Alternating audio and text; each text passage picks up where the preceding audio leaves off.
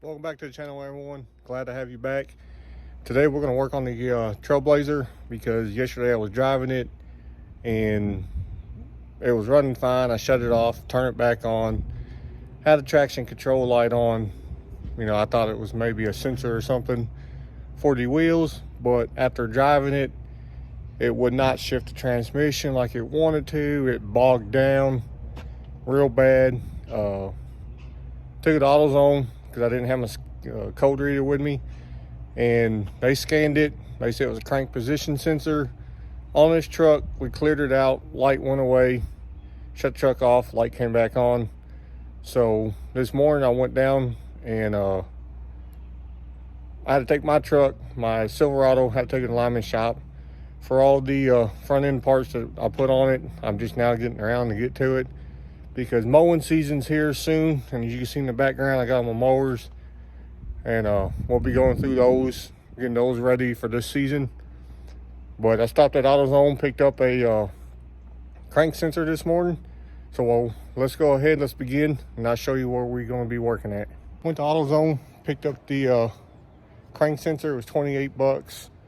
So just in case anybody wanted to know, there's the part number.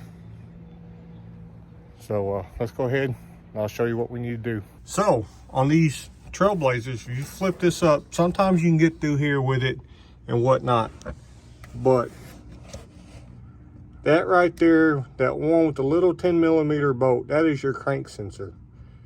You may be able to access it through here with a long extension with a 10mm, and or you can go underneath the truck and work on it.